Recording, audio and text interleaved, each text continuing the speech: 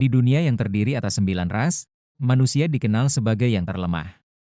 Mereka hidup di bawah bayang-bayang ras lain yang jauh lebih kuat, hanya mampu bertahan berkat kecerdikan dan tekad. Di antara mereka, hiduplah seorang pemuda manusia yang memiliki skill gacha tak terbatas, kemampuan langka yang seharusnya menjadi berkah.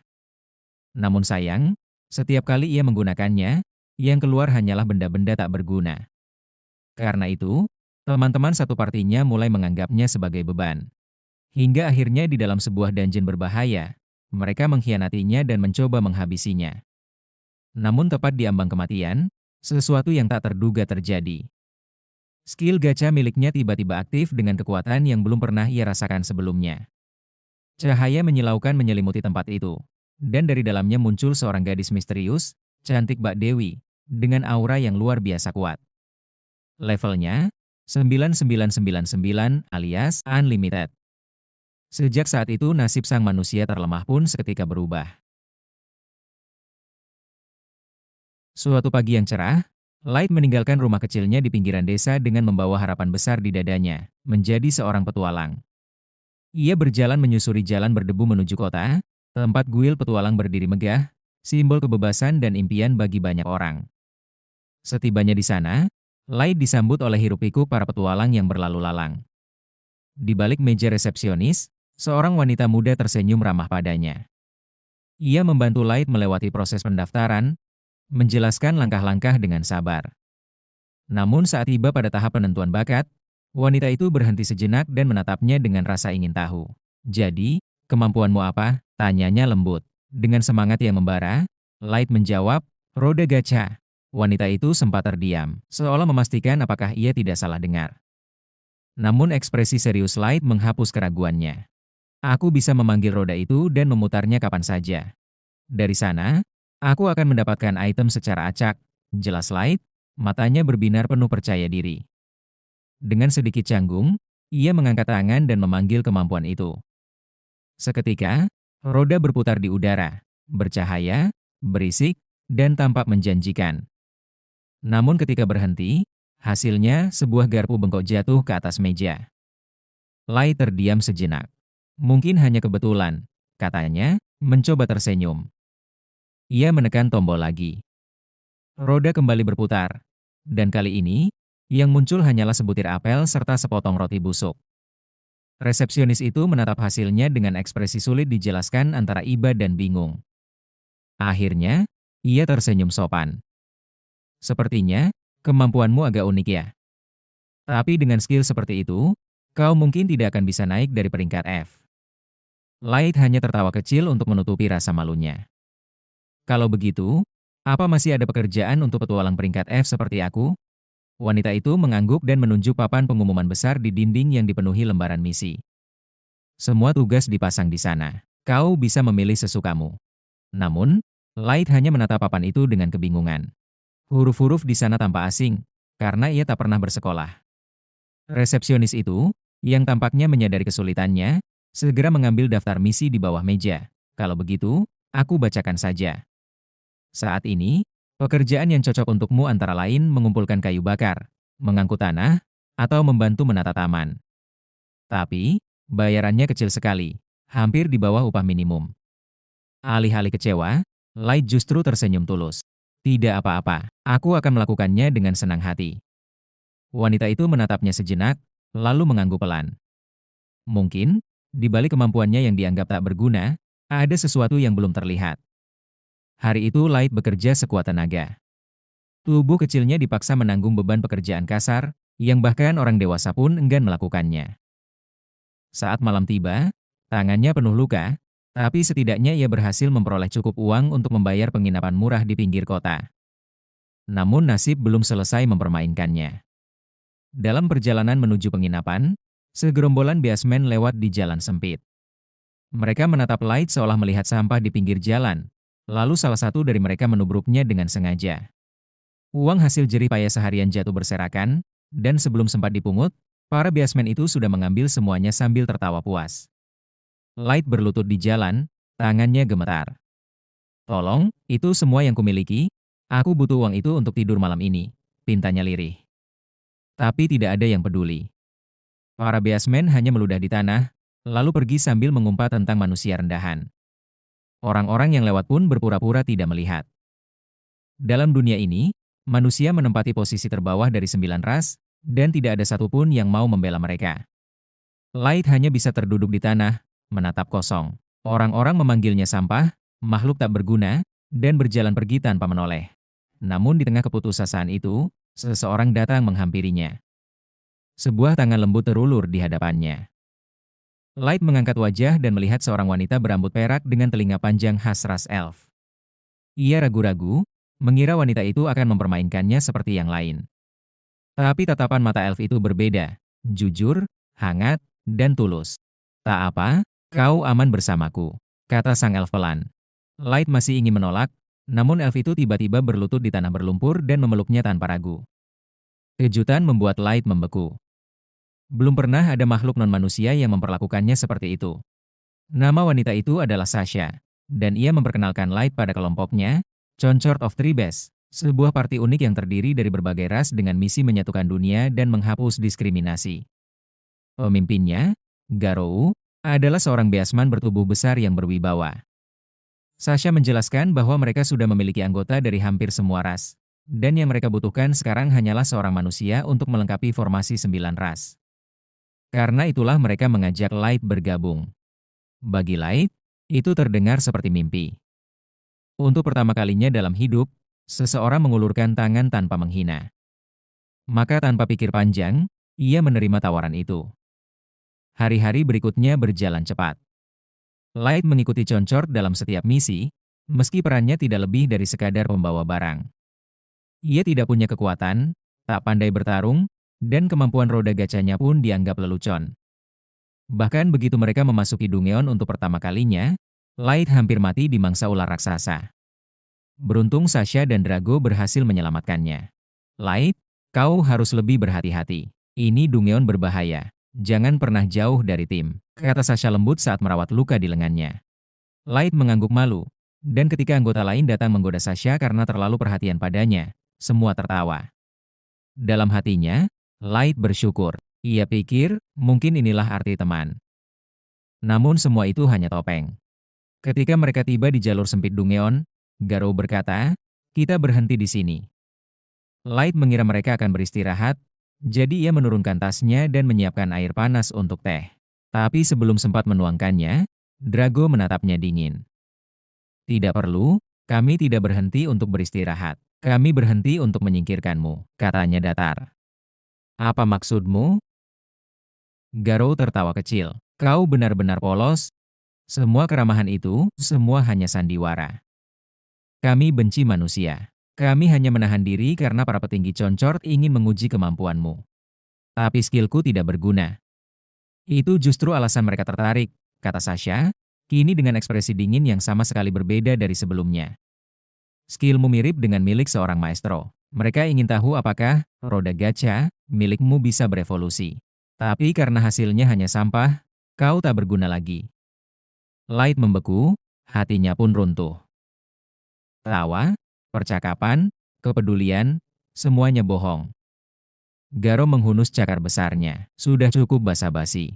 Cakar itu mencakar wajah Light, meninggalkan luka dalam yang membuatnya terjerembab. Ia mencoba berlari, tapi Sasha menembakkan panah ke pahanya. Ia jatuh, berteriak kesakitan, sementara yang lain menertawakannya. "Jangan berlebihan," kata Drago. "Kita harus membuatnya tampak seperti mati diserang monster."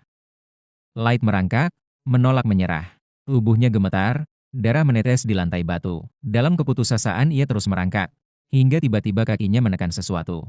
Cahaya sihir menyala, dan sebelum siapapun sempat bereaksi, jebakan teleportasi aktif. Dalam sekejap tubuh Light lenyap. Ia terjatuh di lantai keras di tempat lain, yaitu lantai paling dasar dari Dungeon ini. Nafasnya tersengal, tubuhnya penuh luka. Ia tahu jika dirinya hanya menunda kematian, tidak akan ada yang menolong. Dan bahkan jika ia hidup, untuk apa? Semua orang yang ia percaya telah mengkhianatinya. "Kenapa? Kenapa harus aku?" Namun dunia tak menjawab. Yang ada hanyalah suara berat langkah kaki di belakangnya. Saat menoleh, Light menahan napas. Seekor rob chimera yang merupakan monster level 1000 menatapnya dengan mata seperti bara neraka. Light pun panik, ia tahu tak ada jalan keluar. Dalam ketakutan total, ia memanggil kemampuan gacanya, satu-satunya hal yang ia punya. Roda itu muncul, berputar liar. Ia menekan tombol berulang kali, berharap keajaiban. Dan keajaiban itu akhirnya datang. Cahaya menyilaukan muncul, dan dari pusaran itu, seorang gadis berbusana Mai turun perlahan. Dalam sekejap, ia mengangkat tangannya, dan rob Chimera itu pun hancur menjadi debu. Melihat itu Light seketika membeku. Gadis itu berlutut di depannya, menatap dengan lembut. "Tuan, apakah Anda terluka?" Katanya pelan sambil menyentuh pipinya. Luka Light menutup, rasa sakitnya hilang begitu saja. "Siapa kamu?" "Nama saya Mai," jawabnya. "Saya adalah The Eversaking Maid, dan mulai hari ini, saya akan melayani Tuan Light seumur hidup saya." Light terdiam, ia tak mengerti. Kemampuan gacanya yang selama ini hanya menghasilkan sampah, memanggil seseorang seperti ini? Mai menatapnya serius. "Izinkan saya menilai kemampuan Anda." Begitu ia melakukannya, ekspresinya seketika berubah. "Tuan, kemampuan Anda luar biasa. Skill ini memiliki lapisan proteksi yang kompleks dan dapat digunakan tanpa batas. Hasil summon tergantung pada kepadatan mana di sekitarnya. Di permukaan, mana tipis tapi di sini, di kedalaman Dungeon, mana begitu pekat sehingga peluang summon tingkat tinggi meningkat ribuan kali lipat." Lai tertegun. Semua yang dianggapnya tak berguna ternyata hanya belum digunakan di tempat yang tepat. Ia menunduk, menggenggam tanah dingin itu. "Aku tidak sengaja ke sini. Mereka menjebakku. Mereka ingin aku mati." Seketika air matanya jatuh. Ia menatap kosong, mengingat tawa para pengkhianat itu. "Aku tidak akan memaafkan mereka." "Tidak akan." Mai menatapnya dengan lembut, lalu memeluknya. "Jika Tuan ingin membalas dendam dengan tangan sendiri, maka saya akan menjadikan Tuan cukup kuat untuk melakukannya." Dalam diam, Light mengepalkan tangan. Di tempat terdalam Dungeon, di antara sisa darah dan debu, sumpah baru lahir, sumpah seorang anak manusia yang dibuang oleh dunia, namun akan kembali untuk menghancurkan semua yang mengkhianatinya. Kemudian, Light kembali menggunakan kemampuan gacha tak terbatasnya, memanggil lebih banyak pelayan kelas atas, agar ia bisa membangun sebuah kerajaan yang akan menjadi markas besar untuk balas dendam besarnya. Kemudian kita melompat 3 tahun ke depan, dan tepat di tengah Dungeon Abyss, Lai telah menggunakan kemampuan gacanya untuk membangun sebuah negara utuh, dan mensummon ribuan pasukan pelayan kuat, yang begitu terobsesi kepadanya. Saat ia berjalan di lorong, Mai tampak kesal karena semua Maid Peri terus-menerus mencoba menarik perhatian Light. Tapi Light tidak melihatnya sebagai masalah, karena itu hanya sebuah tanda pengabdian mereka kepadanya.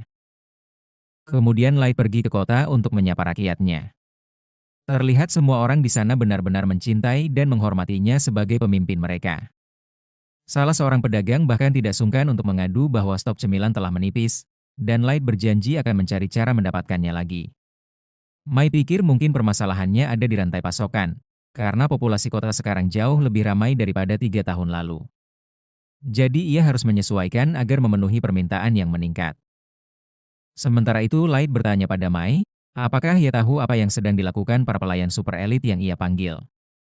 Mai menjawab bahwa mereka sedang menjalankan tugasnya masing-masing.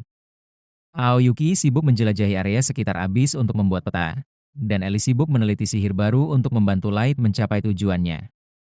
Ia bersyukur semua orang bekerja keras membantunya, tetapi Mai tidak menyebutkan apa-apa tentang satu anggota lagi yaitu Nazuna. Light pun seketika bertanya apa kabarnya belakangan ini. Mai menjelaskan bahwa Nazuna hanya berpatroli di dalam kastil untuk sekarang, tapi itu bukan karena mereka butuh keamanan tambahan. Itu karena dia terlalu bodoh untuk membantu hal yang tidak melibatkan bertarung. Sementara itu di dalam kastil, kita melihat Nazuna berjalan riang melewati koridor tanpa beban, selama ia tidak membuat masalah. Mereka biasanya membiarkannya melakukan apa yang ia mau. Sementara Light, kini tiba waktu latihan hariannya. Jadi, ia pergi bertemu salah satu summon elitnya yang bernama Jack. Meskipun ia memiliki banyak bawahan kuat yang melindunginya, ia tetap ingin cukup kuat untuk bertarung sendiri. Jadi ia sering pergi berlatih sparring dengan Jack. Setelah 3 tahun rutinitas ini, ia mampu beradu pukulan dengan Jack. Di dalam kastil, Nazuna masih berjalan tanpa tujuan sampai ia bertemu beberapa maid yang sedang beres-beres. Ia bilang pada mereka bahwa ia sedang melakukan misi patroli super penting sekarang. Dan para maid memujinya bahwa ia bekerja sangat baik. Tetapi mereka sebenarnya hanya berusaha memujinya, agar Nazuna mau melakukan sesuatu untuk mereka, dan itu berhasil. Sekarang suasana hatinya baik, mereka meminta Nazuna untuk mematroli suatu tempat khusus untuk mereka, dan Nazuna setuju tanpa berpikir panjang. Beberapa menit kemudian, Nazuna mengetuk pintu kamar Light, tetapi mengejutkannya, yang menjawab adalah Mai. Ia bertanya apa yang Nazuna lakukan di sana, dan Nazuna dengan bangga menyatakan bahwa ia sedang berpatroli. Tapi sekarang ia berpikir, ia bertanya-tanya apa yang Mai lakukan di kamar Light, karena seharusnya Light sedang berlatih dengan Jack sekarang. Mai berusaha menyusun alasan dan mengatakan, jika ia sedang membersihkan kamar Light sementara ia pergi. Tapi saat ia berusaha menjelaskan, Nazuna berhasil menyelinap masuk. Dan jelas terlihat bahwa Mai tidak banyak membersihkan di sini. Bahkan jika Nazuna harus menebak, ia akan mengatakan bahwa Mai baru saja berguling di ranjang Light sembari mengendus-ngendus bantalnya sampai tadi. Mai panik dan mengatakan, jika itu hanya bagian dari teknik merapikan tempat tidur khususnya. Tapi untungnya, karena kebodohannya Nazuna terlihat tidak mempertanyakan jawaban itu dan malah menerimanya mentah-mentah. Jadi ia mulai memuji Mai karena melakukan pekerjaan yang bagus. Berbicara soal pekerjaan, ia akhirnya ingat bahwa para maid peri meminta agar Nazuna menyampaikan pesan kepada Mai, yang intinya berkata jika mereka lelah karena Mai selalu menjaga kamar Light untuk dirinya sendiri, karena mereka juga ingin mengendus. Maaf, maksudnya membersihkan barang-barangnya juga. Nazuna tidak begitu mengerti apa permasalahannya, tetapi Mai menerima pesan itu dengan jelas. Jadi ia memberi Nazuna sedikit imbalan untuk jasanya dan mengirimnya pergi. Setelah menyampaikan pesan, Nazuna pergi ke toko kue untuk membeli camilan dengan uang yang Mai berikan. Setelah itu, ia kebetulan bertemu Aoyuki di salah satu teras. Nazuna terkejut melihatnya di sini, karena ia kira Aoyuki sedang dalam misi penjelajahan, tetapi si Aoyuki hanya terus mengeong, jadi Nazuna tidak mengerti apa yang ia katakan.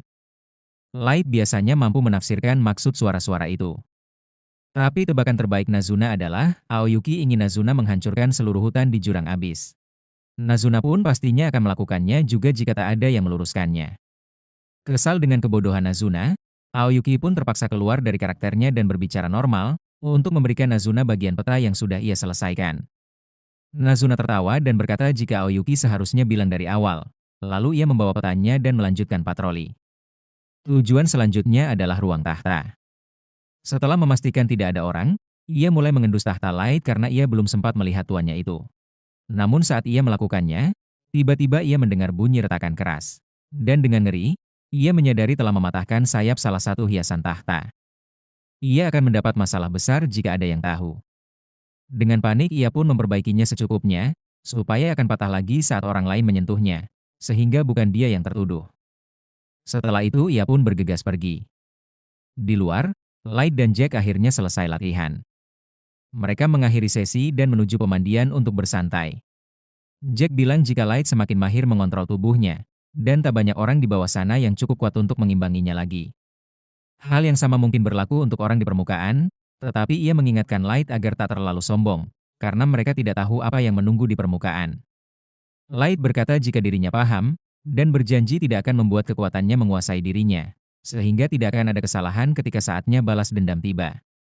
Sementara itu, Mai memanggil 4 maid peri yang mengirim pesan kepada Nazuna ke ruangannya, dan ia tampak tidak senang. Ia bertanya apakah mereka tahu mengapa ia memanggil mereka hari ini, dan mereka berpura-pura tidak tahu. Tapi kemudian Mai membacakan surat mereka kata demi kata, dan ia sudah meminta Nazuna mengaku bahwa merekalah yang menulis surat itu. Jadi mereka tidak bisa mengelak lagi. Mereka mundur dan mulai meminta maaf atas apa yang mereka tulis, tapi mereka mencoba meringankan. Jadi, mereka ingin meringankan bebannya dengan mengambil alih pembersihan kamar Light, dan mungkin mengendus 1-2 bantal saat melakukannya, tapi itu bukan inti masalahnya. Mai juga kecewa, karena mereka menyuruh Nazuna melakukan pekerjaan kotor mereka, padahal mungkin mereka bisa melakukannya sendiri jika punya keberanian. Ia mengatakan permintaan mereka ditolak, dan sampai pemberitahuan lebih lanjut, mereka akan dihukum untuk membersihkan seluruh koridor yang menuju ruang tahta. Dan mereka tidak diizinkan menggunakan sihir untuk mempercepat proses itu. Para Mai tak percaya Mai memberi tugas mustahil seperti itu, karena akan memakan waktu lama membersihkan koridor raksasa itu dengan tangan, tapi Mai tidak berpikir itu akan sulit. Jika ada, ia bilang ia sedang menolong mereka karena level 500 seperti mereka perlu bekerja keras jika ingin levelnya meningkat. Selain itu, Mai memberitahu bahwa ia akan pergi ke permukaan sebentar untuk misi balas dendam Light. Kemudian keempat Maid itu pun berkumpul di kamar mereka, dan sangat kesal karena Mai menghukum mereka atas sebuah kesalahan sederhana. Mereka tidak merasa adil bahwa hanya Mai yang mendapatkan kenikmatan mencium aroma Light. Tapi Mai adalah yang terkuat, jadi mereka tidak bisa melawannya. Rai menyarankan mereka mencari bahan untuk membuat racun, tapi Hefuma sudah memeriksa dan Mai kebal terhadap semua bentuk racun, sehingga itu tidak akan berhasil. Mereka pasrah dan mulai kesal sendiri, betapa mereka ingin sekali membersihkan kamar Light dan mengendus ranjangnya. Hefumi melangkah lebih jauh dan bilang, ia ingin menggunakan salah satu garpu bekas Light, tapi mendengar ucapan itu terdengar aneh. Jadi yang lain memanggilnya cabul, dan bilang ia terlalu jauh. Hefumi membela diri dan bilang, semua orang mungkin akan melakukan hal yang sama jika diberi kesempatan, dan mereka tak bisa menyangkalnya. Jadi mereka semua sama buruknya dengan Hefumi. Sekarang setelah memikirkannya, Mai pun tak jauh lebih baik karena ia tadi berada di ranjang Light. Dan fakta bahwa dia adalah yang pertama Light panggil, berarti entah berapa lama mereka berdua sendirian di Dungyeon bersama. Pada waktu itu level Light begitu rendah, sehingga ia tak mungkin membela diri dari monster. Jadi kemungkinan besar ia menempel pada Mai sepanjang waktu. Mereka semua menjadi gila, karena cemburu memikirkan bahwa mungkin Mai pernah berbuat tidak senonoh dengan Light. Hefumi mendapat gagasan cerah, untuk mengubah energi cemburu mereka menjadi kutukan. Jadi mereka duduk di meja, dan mulai mengucap mantra berulang-ulang agar Mai mati. Sayangnya bagi mereka, Mai berdiri di luar pintu sepanjang waktu itu, dan mendengar setiap kata yang mereka ucapkan tentangnya. Jadi ia bertanya apakah mereka punya sesuatu untuk dibela. Keempatnya menunduk di meja dan mulai mengatakan, bahwa mereka tidak benar-benar ingin sesuatu yang buruk terjadi pada Mai. Tetapi Mai jelas mendengar mereka berdoa agar ia mati, jadi ia bertanya maksudnya apa. Keempat cegil itu akhirnya mengakui bahwa mereka hanya cemburu karena Mai dipanggil duluan dan mendapat banyak waktu sendirian dengan Light. Tetapi Mai mengatakan tak ada yang tidak senonoh terjadi antara dia dan juga Light. Butuh sekitar 3 bulan sebelum Light memanggil Aoyuki. Dan dalam waktu itu, Mai sibuk mengajarinya seni bela diri dan sejarah dunia, jadi tidak ada kebejatan yang terjadi. Para cegil itu pun lega mendengarnya, tapi kemudian Mai melanjutkan dan mengatakan bahwa ia sebenarnya datang untuk meminta maaf karena memberi hukuman berat sebelumnya. Namun setelah apa yang baru saja mereka lakukan, ia berpikir mungkin harus memberikan hukuman lebih keras lagi. Ia mengatakan bahwa sekarang mereka harus membersihkan seluruh ruang tahta selain koridor. Mereka lalu berlutut di kaki Mai dan memohon agar mempertimbangkan ulang, karena tak mungkin mereka bisa membersihkan semuanya. Tapi Mai mengatakan mereka seharusnya tidak memikirkan itu sebelum memutuskan mendoakan kejatuhannya. Mereka dipaksa untuk segera bekerja. Waktu terus berjalan, mereka mungkin harus bekerja sampai malam untuk menyelesaikannya. Namun saat Hefumi sedang membersihkan debu di singgasana, sayap aksesoris yang sebelumnya dirusak oleh Nazuna tiba-tiba terjatuh, dan mereka semua terdiam saat menyadari betapa masalah besar yang mereka hadapi. Keesokan paginya Light keluar dan bertemu Aoyuki, Nazuna, dan Ellie di gerbang depan. Nazuna sangat bersemangat melihat Light, karena ia tidak sempat berbicara dengannya kemarin. Light ingin langsung ke inti masalah, tapi tiba-tiba seekor Hellhound muncul. Dan meskipun Light cukup kuat sehingga itu bukan ancaman nyata, ia masih gemetar sedikit karena teringat hari ia hampir mati. Para pelayan elit Light seketika memancarkan amarah badas, sebab seekor anjing berani-beraninya mengganggu ketentraman tuan mereka. Jadi mereka mulai membahas rencana untuk memusnahkan semua jenisnya, baik yang ada di dalam abis ataupun di permukaan. Anjing itu bahkan belum berbuat apa-apa, tetapi dapat merasakan satu gerakan salah yang akan menimbulkan kehancurannya. Jadi, ia berbaring dan mulai merengek meminta ampun pada ketiga elit Fortnite tersebut. Light bilang tak perlu marah begitu karena ia baik-baik saja. Ia bahkan mengelus anjing itu untuk menunjukkan bahwa ia tidak terganggu. Ia meminta maaf kepadanya karena membuatnya ketakutan. Dan jika ia tidak turun tangan, mereka mungkin benar-benar akan memusnahkan seluruh spesies itu. Mereka bertanya pada Light, apakah ada alasan ia memanggil mereka untuk bertemu di sini. Light lalu berbalik dan berkata pada mereka bahwa saatnya naik ke permukaan karena hari ini rencana balas dendam akan dimulai. Setelah 3 tahun berlalu, Garo sang manusia binatang kini menjadi kandidat penguasa kota berikutnya. Dia diagung-agungkan oleh rakyatnya. Dengan posisinya itu, dia semakin angkuh dan sombong. Saat bertemu dengan seorang anak laki-laki manusia yang sedang mengais-ngais sampah, dia memperlakukannya seolah-olah dia bukan apa-apa, menendang anak itu dan meludahi wajahnya. Dia menyuruhnya minggir dan memanggilnya ulat busuk. Kemudian setelah itu, dia memasuki bar untuk minum bersama teman-temannya. Semua orang memperlakukannya seolah-olah dia adalah dewa, karena selalu membantu manusia binatang lain dari daerah kumuh. Dari yatim piatu di daerah kumuh, menjadi favorit untuk menjadi pemimpin manusia binatang berikutnya. Orang-orang ingin menjadi seperti dia, namun Garo mengatakan itu tidak mudah. Seseorang harus menggunakan naluri manusia binatang untuk menjadi lebih kuat. Dia perlu memisahkan pekerjaan yang baik dari yang buruk. Salah seorang teman kemudian bertanya tentang pekerjaan 3 tahun lalu yang mengubahnya menjadi seperti sekarang. Namun, Garo tak bisa mengungkapkannya. Rahasia itu hanya disimpannya sendiri. Garo mengingat job itu sebagai pekerjaan terbaik yang pernah dia lakukan. Semua reputasi dan uang dari menghabisi seorang bocah manusia yang diduga sebagai master adalah hal-hal yang membuatnya sangat bahagia. Hingga kini, mereka tidak pernah menemukan jasadnya setelah ia terhisap oleh lingkaran teleportasi misterius. Namun mustahil bagi seorang bocah bisa selamat dari jurang abis. Akan tetapi ia masih penasaran tentang sosok yang disebut master yang dicari-cari oleh semua negara. Di lubuk hatinya ia bertanya-tanya, apakah lebih baik menyelidikinya? Tetapi ia menyadari jika itu sangat berbahaya, ikut mencampuri urusan para penguasa. Lebih baik ia menikmati posisinya sekarang ini. Tak lama kemudian, ia memesan lebih banyak minuman, tetapi Mei yang menyamar menjadi seorang gadis biasa, mendatangi Garo untuk meminta bantuan. Adegan lalu seketika melompat, mereka semua ternyata memasuki Dungeon Abyss. Namun, kita diperlihatkan sedikit tilas balik tentang apa yang terjadi ketika ia tiba di bar. Mei memperkenalkan dirinya dan bertanya, apakah dia Garo, mantan anggota Concord of Tribes. Bawahan pria itu meminta Mei untuk tidak berbicara seperti itu kepada majikan mereka. Namun Garo meminta mereka untuk diam, dan bertanya apa yang membawa Mei ke tempat itu. Gadis itu lalu memperkenalkan diri, jika dirinya adalah seorang pelayan yang bersumpah setia sepenuhnya kepada Tuan Light. Mei telah lama mencari keberadaan tuannya. Dalam benak pria itu, ia bertanya-tanya apakah Mei mengetahui sesuatu yang tidak mereka ketahui. Mei menjelaskan bahwa Light adalah seorang bangsawan. Garo mulai tertawa heran, tidak mungkin bocah seperti Light bisa menjadi bangsawan. Mei tidak bisa menjelaskan lebih dari itu, jadi ia lebih memilih diam. Garo tahu bahwa atasannya seharusnya menyelidiki Light secara menyeluruh. Ia juga ingat bahwa Light tidak pernah menyebutkan jika dirinya adalah seorang bangsawan. Tetapi jika gadis itu mengatakan yang sebenarnya, maka ini bisa jadi peluang bagi dirinya mendapat keuntungan besar. Mei menjelaskan bahwa ia mencari Light ke berbagai tempat, namun baru-baru ini ia menemukan informasi penting bahwa Light bergabung dengan sekelompok petualang dan telah meninggal saat kelompoknya menjalankan misi di dalam abis. Mei pun mulai menangis dan memohon kepada Garo untuk membawanya ke tempat terakhir ia terlihat.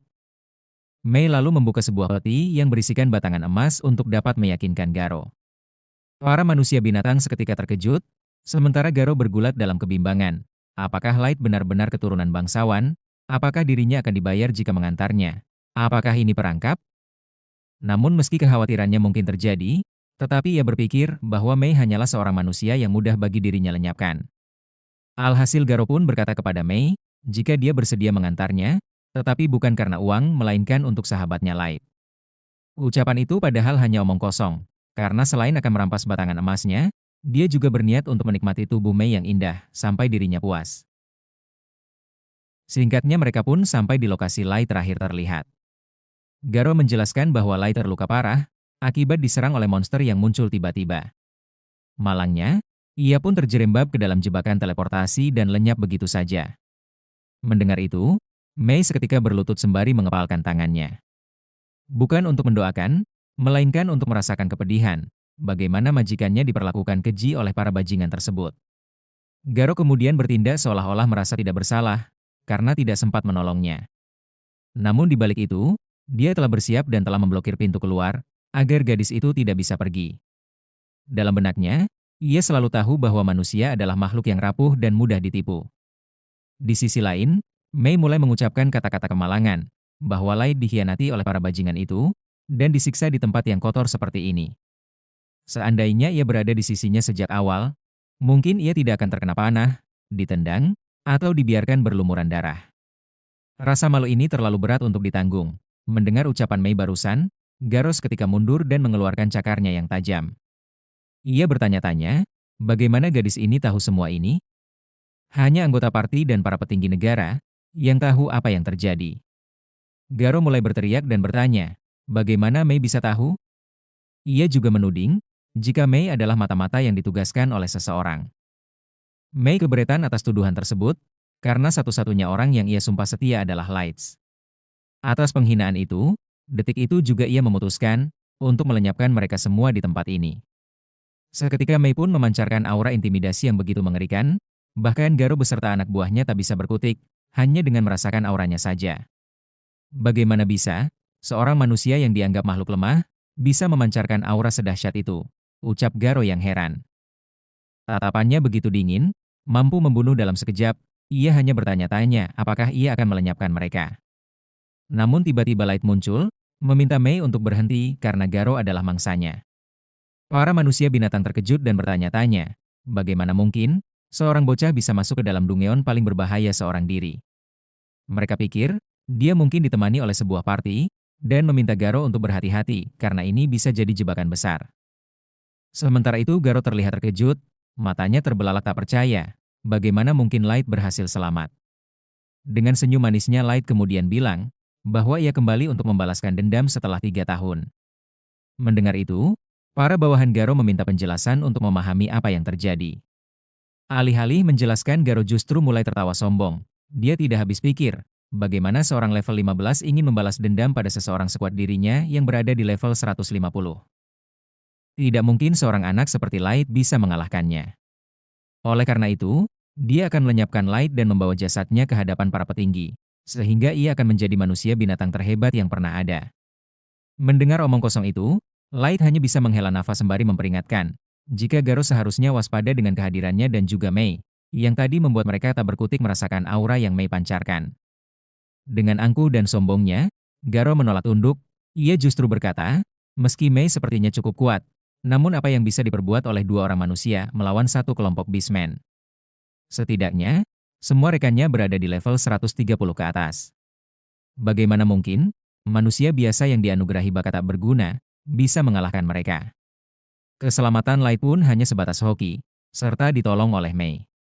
Alhasil, Garo seketika mengerahkan 2 orang bawahannya untuk menyerang Light untuk membuktikan jika ucapannya itu benar. Namun belum juga sampai di hadapan Light, kedua beastmen itu seketika tumbang, dengan kepala yang terpenggal oleh Mei dalam sekejap mata. Mei pun bersumpah tidak akan membiarkan mereka lolos, karena sudah berani menyerang tuannya. Light lalu berterima kasih kepada Mei karena perhatiannya. Namun begitu ini adalah urusannya, sehingga Light hanya meminta Mei untuk memblokir pintu keluar, agar tidak ada yang bisa melarikan diri. Dia berjanji bahwa tidak ada seorang pun yang akan meninggalkan tempat itu. Para bawahan Garo seketika dalam kepanikan, melihat 2 rekannya dihabisi dengan begitu mudah. Sementara Garo masih dengan keyakinan bahwa itu hanya serangan kejutan, dan tidak ada yang perlu dikhawatirkan. Dia masih tetap teguh, dan menganggap manusia sebagai ras yang paling rendah, berbanding dengan dirinya yang memiliki level 158. Light pun tidak tinggal diam. Bagaimana bisa Garo menyamaratakan suatu ras hanya karena sebuah perbedaan level? Setiap individu memiliki kemampuannya masing-masing, ada yang lemah maupun ada yang kuat. Sehingga sudah jelas, di dunia ini masih terjadi diskriminasi yang memang diciptakan demi sebuah kepentingan. Dan manusialah yang menjadi objek diskriminasi tersebut. Garo tidak gentar dengan ucapan Light, meskipun 2 bawahannya telah tumbang. Ia justru malah menuduh Light menggunakan alat sihir atau semacamnya untuk menghabisi rekan-rekannya. Tanpa pikir panjang, Garo beserta semua bawahannya langsung menyerang Light. Namun dengan mudah, Light menumbangkan mereka semua hanya dengan tongkatnya. Light bertanya, apakah hanya itu yang bisa mereka buat? Sembari memegangi perutnya, Garo yang tak terima diremehkan seketika emosi, dan mengeluarkan sebuah bola sihir yang kemudian ia sebut sebagai kartu as. Segera setelah itu, dari dalamnya muncul seekor monster level 500, yang ia sebut sebagai Magic Fenrir untuk mengalahkan Light. Garo yang kesal, lalu memerintahkan monsternya untuk menyerang. Seketika, monster itu pun melepaskan serangan dahsyat dari mulutnya, dan langsung menghantam tubuh Light. Dengan pede Garo sesumbar, bagaimana mungkin Light selamat dari serangan seperti itu? Namun sesaat kemudian, ia terdiam membisu, karena serangan itu ternyata dengan mudah ditangkis oleh Light. Bahkan sembari menyeka bajunya, Light sesumbar, jika nama jurusnya saja yang keren, tapi efek yang dihasilkan cuma debu. Garo benar-benar tidak habis pikir. Bahkan setelah mengeluarkan kartu as yang ia anggap mustahil untuk dia kalahkan pun, Light masih baik-baik saja. Dia seketika bertanya-tanya sendiri, sekuat apakah Light? Light berkata jika sekarang gilirannya untuk menyerang. Ia akan menunjukkan, jika Fenrir sesungguhnya, seharusnya seperti yang ia panggil ini. Seketika dia mengeluarkan sebuah kartu ultra rare dari dalam skill gacanya. Dan keluarlah sesosok makhluk dewa, dengan tubuh yang berkilau berlevel 9000. Setelah memanggil monster itu, semua orang menjadi terkejut. Sementara sang dewa Fenrir menghembuskan sedikit nafasnya ke arah monster panggilan Garo yang seketika dia membeku dan hancur lebur. Garo putus asa, tak mampu memahami bagaimana sihir seperti ini menghancurkan Fenrir level 500 miliknya dalam sekejap. Melihat Garo yang putus asa, Light pun memutuskan untuk mengungkapkan level miliknya. Dan seketika, mereka semua terkejut saat mengetahui kekuatan mengerikan seorang bocah manusia yang dahulu mereka anggap sampah itu. Ini benar-benar tidak masuk akal. Sebab yang mereka tahu, jika batas maksimum seorang manusia hanya sampai level 100. Bahkan petualang terkuat pun mungkin tidak sampai level 1000. Yang tidak habis pikir lagi, Light seperti tidak bertambah tua, bahkan sama seperti 3 tahun lalu. Light pun mengungkap satu rahasianya lagi kepada Garo, alasan mengapa tubuhnya tidak menua bahkan masih seperti seorang bocah, adalah karena gelang keabadian yang ia pakai ini. Bukan tanpa alasan mengapa dia melakukan ini, melainkan karena ia tidak ingin melupakan keputusasaan, kesedihan, dan kemarahan di hari ketika mereka mencoba melenyapkannya. Dalam benak Garo, ia bertanya-tanya apakah orang ini benar-benar Light. Ia tahu bahwa tak ada yang bisa ia lakukan, selain menerima kematian yang merupakan takdirnya. Sehingga tersadar, jika nyawanya ingin diampuni, maka ia harus mulai dengan meminta maaf. Semua yang ia lakukan adalah atas perintah para petinggi negara. Garo pun mulai melontarkan kata-kata manis untuk meyakinkan Light agar tidak membunuhnya. Sementara bawahan Garo sendiri mengumpat bahwa dia adalah seorang pengecut. Tetapi Garo menghiraukannya demi nyawanya selamat. Light kemudian melontarkan beberapa pertanyaan perihal sosok yang disebut Master. Lalu mengapa semua negara mencarinya, dan kenapa ia ingin dibunuh hanya karena dia dianggap bukan Master. Garo yang hanya menuruti perintah tidak bisa menjawab alasannya, di mana semua pertanyaan itu hanya bisa dijawab oleh para penguasa negara-negara besar. Para bawahan Garo mulai mengangkat tangan satu persatu. Mereka seolah-olah tahu, tetapi Mei mencincang mereka dengan benang sihir miliknya karena berani membohongi Light. Garo terkejut dan semakin putus asa, kemudian Light melontarkan pertanyaan lain kepada Garo. Dengan levelnya yang sekarang, apakah ia bisa menang jika berperang melawan semua negara yang ada di permukaan? Dan Garo pun harus menjawab jujur. Karena jika sampai dia berbohong, maka Mei dengan mata penghakimannya yang bisa mendeteksi kebohongan, akan mengeksekusi mati Garo saat itu juga. Mendengar pertanyaan dan ancaman itu, Garo pun mulai gemetar bahkan sampai terkencing-kencing saking takutnya. Dengan jujur ia pun berpendapat, jika Light memang memiliki kekuatan di luar nalar, dan bisa unggul untuk sementara waktu. Namun jika harus menghadapi semua negara, ia sedikit ragu, apakah Light bisa bertahan hanya dengan ditemani oleh seorang pelayan. Sebab semua negara memiliki semua sumber daya baik pasukan, senjata, ataupun alat magis yang bisa digunakan di dalam pertempuran. Setinggi apapun level Light, ia tetaplah manusia yang memiliki keterbatasan jika harus menghadapi seluruh negara. Mendengar pendapat Garo tersebut, Light pun mengerti jika sekuat apapun dirinya, ia tidak bisa melakukannya sendirian. Maka dari itu, untuk memastikan pertanyaan selanjutnya ia ingin agar Garo mengikutinya. Light kemudian mengeluarkan kartu teleportasi, yang mengirim mereka semua kembali ke kerajaan. Sesampainya di sana, saat membuka mata Garo terkejut bukan main, melihat banyaknya pasukan dari berbagai jenis makhluk dengan level di luar nalar.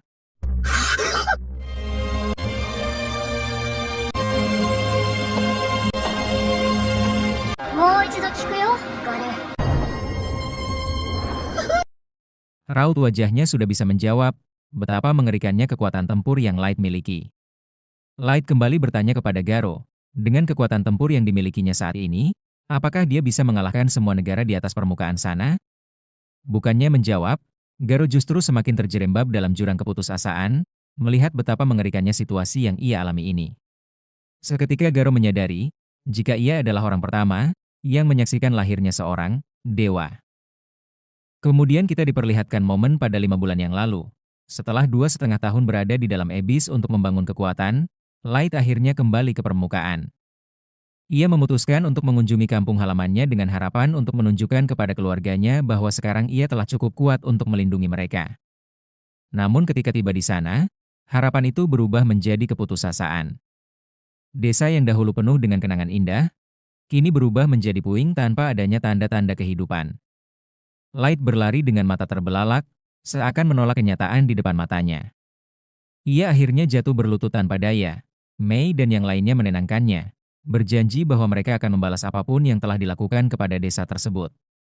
Satu-satunya harapan Light hanyalah fakta, bahwa jasad kedua saudaranya tidak ditemukan di antara para korban termasuk kedua orang tuanya. Ia membayangkan bahwa mungkin mereka berhasil melarikan diri, dan sedang bersembunyi di suatu tempat di negeri ini. 5 bulan telah berlalu. Light kembali ke desa itu, kali ini dengan kondisi mental yang lebih stabil. Ia ditemani seorang kesatria berzirah emas bernama Gold, dan seorang gadis berambut putih bernama Nemumu. Gold adalah seorang tank, sementara Nemumu seorang pembunuh bayangan alias assassin. Keduanya memiliki level yang sama tinggi, yakni level 5000. Pemandangan desa yang hancur kembali mengguncang hati Light, namun ia berusaha untuk tetap tegar. Bersama rekan-rekannya, ia membangun makam untuk kedua orang tuanya serta para penduduk desa lainnya, lalu meletakkan bunga dan berdoa dalam kedamaian. Dari sisa-sisa bekas serangan, ia menyimpulkan bahwa pelakunya kemungkinan sekelompok petualang dari ras lain. Ketika Light terdiam merenung, Gold mengingatkan bahwa hari mulai sore, dan mereka perlu mencari tempat untuk menginap. Nemumu memarahinya karena dirasa kurang sopan, di saat situasi tuan mereka sedang berkabung. Gold yang memang bersifat lugas menanggapinya dengan santai. Dia mengatakan bahwa ia akan mengikuti Light kemanapun, bahkan ke puncak gunung es sekalipun asalkan bersama Light. Namun ia tetap harus memastikan tempat beristirahat yang layak bagi Light yang sedang berduka. Perdebatan kecil itu justru sedikit mencairkan suasana. Light tersenyum tipis dan meminta keduanya untuk tenang. Mereka sepakat bahwa sebelum bertindak, mereka perlu mengumpulkan informasi mengenai kekuatan ras-ras lain. Light yakin bahwa penyerangan terhadap desanya berkaitan dengan potensinya sebagai seorang maestro, terutama setelah Concord of Tribes berusaha untuk membunuhnya 3 tahun yang lalu. Namun kemarahan yang ia pendam mulai menyala kembali. Gold pun berusaha untuk menenangkannya agar tidak menimbulkan kekacauan di wilayah kota. Light perlahan mulai tenang, lalu ia pun mengeluarkan sebuah topeng penyamar untuk menutupi identitasnya. Ia pun berpamitan di depan makam kedua orang tuanya, dan bertekad akan membalaskan dendam mereka beserta seluruh warga desa yang nyawanya sudah direnggut dengan keji. Kemudian Light serta kedua pelayannya itu terlihat terbang untuk menuju ke kota Dagas, yang akan menjadi persinggahan awal mereka untuk mengumpulkan informasi. Namun selama di permukaan ia akan menggunakan identitas Dark sebagai nama samaran. Langkah pertama, mereka akan mendaftar di guild petualang dan fokus untuk meningkatkan rang sebagai seorang Dark, sembari menggali informasi penting, demi mensukseskan misi pembalasannya. Mendengar itu kedua pelayannya pun setuju. Namun sesaat akan sampai di kota Dagas, Light tiba-tiba berhenti dan memutuskan jika mulai dari sini, mereka harus berjalan agar tidak menimbulkan kehebohan di seluruh kota. Dalam perjalanan, mereka melihat seorang pria beserta anaknya tengah dikepung oleh sekelompok bandit dari ras dwarf. Light kemudian memerintahkan Nemumu serta Gold untuk menangani mereka, dan dengan singkat para bandit itu pun dikalahkan dengan sangat mudah. Sebagai balasan, pria tersebut menawari mereka tumpangan menuju kota. Dia sempat berpikir, jika Light serta dua pelayannya itu adalah seorang petualang dengan rang tinggi. Namun Light menjawab jika kedatangan mereka ke Dagas, justru ingin mendaftar di guild sebagai seorang petualang pemula. Seketika jawaban tersebut membuat ayah dan anak itu terkejut sekaligus heran. Bagaimana bisa, seorang pemula bisa sekuat ini? Setelah sampai di gerbang kota, pria itu pun memperkenalkan dirinya sebagai Kernel. Secara kebetulan ia memiliki sebuah penginapan, dan jika Light membutuhkan tempat untuk beristirahat, Kernel menawarkan Light untuk menginap di tempatnya tanpa sungkan, dan setelah itu dia pun pergi. Kemudian setelah memasuki kota, mereka menikmati suasananya yang ramai, dan penuh dengan pedagang senjata serta bengkel para dwarf. Mereka kemudian langsung pergi menuju guild petualang untuk mendaftar. Diskriminasi masih terlihat jelas, terutama bagi para manusia, tetapi Light memilih untuk mengabaikannya. Singkatnya mereka pun mendaftar. Namun Nemumu justru hampir memicu keributan saat resepsionis memberi mereka peringkat rendah sebagai rang F, padahal seharusnya mereka mendapat rang S. Light kemudian berusaha menenangkan situasi, dan meminta maaf atas sikap pelayannya yang tidak tahu aturannya. Setelah dijelaskan oleh Light, Nemumu pun tertunduk lesu karena akibat ketidaktahuannya membuat Light malu. Melihat Nemumu yang menangis seperti anak kecil, Light pun berusaha untuk menghiburnya dengan mengatakan, jika ia baik-baik saja dan itu bukan masalah besar. Setelah itu, mereka pun pergi ke penginapan milik Kernel, dan menyewa seluruh lantai atas selama 1 bulan. Light pun meminta agar jangan sampai ada orang yang masuk, bahkan termasuk para staf penginapan sekalipun. Tanpa ragu, ia langsung menyodorkan sekantong emas yang membuat Kernel terkejut. Kernel merasa tidak enak, sebab tadinya ia mempersilahkan Light menginap dengan gratis, tetapi Light memohon agar Kernel menerimanya. Singkatnya, Light memasang penghalang sihir untuk mencegah adanya musuh ataupun penyusup. Di sana, Light kembali menyampaikan rencananya, bahwa mereka akan menyusup dengan hati-hati, sembari mengumpulkan informasi dan meningkatkan peringkat parti mereka. Keesokan harinya mereka tiba di gerbang Dungeon. Suasananya begitu ramai oleh para pedagang dan petualang, sampai menimbulkan antrian panjang untuk bisa masuk ke dalam sana. Namun baru saja memulai langkahnya sebagai Dark, penampilan parti mereka yang mencolok sudah menarik perhatian orang-orang. Kemudian di tengah situasi antrian yang mengular, 2 petualang berjubah tiba-tiba saja memotong antrian, membuat petualang lain jengkel namun tidak berani menegur, karena penampilan mereka yang dirasa petualang pro. Tanpa pikir panjang, Light maju dan menegur petualang berjubah tersebut. Meski salah seorang dari mereka sempat ingin menyerang Light, tapi untungnya dicegah oleh temannya dan kembali ke belakang antrian. Seketika para petualang lain pun kagum dengan keberanian Light, karena mereka sendiri dengan jujur merasa kesal, tetapi tidak berani menegurnya. Kemudian seorang petualang bernama Kimura sontak nyeletuk menanyakan, apakah zirah yang dipakai Gold itu adalah emas asli? Anggota satu partinya seketika terkejut dengan pertanyaan Kimura yang dianggap tidak sopan. Tetapi Gold menanggapinya dengan santai, bahwa tidak penting apakah ini asli atau bukan, karena yang terpenting adalah makna atau filosofi di baliknya. Zirah emas ini melambangkan sebuah pengabdian mulia yang menjadi prinsipnya, selain karena memang keren dan juga gagah. Ketua anggota parti yang bernama Rio kemudian menanyakan, apakah Dark, alias Light pertama kali memasuki Dungeon ini? Sekejap Light heran, padahal mereka baru pertama bertemu, tapi kenapa dia bisa tahu jika ini pertama kalinya mereka masuk ke sana? Rio kemudian menjelaskan, jika setiap strata di Dungeon ini lebih luas dibandingkan Dungeon lain, sehingga para petualang sering membawa perbekalan, karena waktu yang dibutuhkan untuk menyelesaikan satu lantai saja, terkadang memakan lebih dari 1 hari. Sehingga ketika ia melihat party Light tidak membawa barang bawaan, ia spontan berpikir jika mereka adalah pemula, tanpa bermaksud untuk merendahkan. Meski ini sebuah informasi yang sepele, Light merasa berterima kasih kepada Rio, karena ini juga bisa ia jadikan sebagai acuan. Singkat cerita mereka pun memasuki Dungeon tersebut. Melihat kondisi lingkungannya, Nemumu pun merasa jika Dungeon ini memiliki skala yang begitu luas dan tipe beragam dibanding dengan Dungeon lainnya. Sehingga tidak heran, jika para petualang membawa perbekalan untuk hanya menyelesaikan satu lantai sekalipun. Light merasa jika mereka harus menganalisis inti Dungeon terlebih dahulu, untuk bisa mengungkap misteri di baliknya. Semakin dalam strata sebuah Dungeon, maka semakin kuat juga mana sihir yang bisa dihasilkan untuk menciptakan benda-benda, monster, serta lingkungan yang beragam bentuk, seperti halnya Light menciptakan kerajaan di dalam abis. Untuk mempersingkat waktu, Light kemudian menggunakan sihir kamuflase dan terbang cepat, agar dapat menjelajah tanpa diketahui. Sementara itu, salah satu pria berjubah yang tadi menyerobot antrian yang diketahui dia adalah seorang elf bernama Kaito, terlihat marah karena merasa direndahkan oleh Light. Ia melepaskan amarahnya dan mengamuk, dengan menghabisi para monster di dalam hutan. Dia pun bertekad, akan melampaui batas level 1500 yang menahannya. Di sisi lain, Light serta partinya telah menyelesaikan lantai ketiga Dungeon tanpa halangan berarti. Mereka pun memutuskan untuk kembali ke permukaan, dengan membawa hasil lotingan sebagai bukti laporan kepada petugas gerbang. Namun di tengah perjalanan, mereka melihat parti Rio yang sedang dikepung oleh segerombolan goblin. Light hanya mengamati dari atas, untuk melihat bagaimana kemampuan bertarung parti muda tersebut. Mereka ternyata berhasil mengalahkan para goblin, tetapi Light tiba-tiba turun tangan untuk mencegah seekor ular berbisa yang hendak mematuk Rio. Ular itu memang tidak mematikan, tetapi setidaknya dia dapat melumpuhkan tubuh mangsanya jika terkena bisanya. Light kemudian memberikan masukan pada parti muda tersebut, agar menjaga formasi mereka karena musuh bisa datang dari arah manapun. Namun di tengah keheningan, Light serta dua pelayannya merasakan adanya musuh kuat yang datang.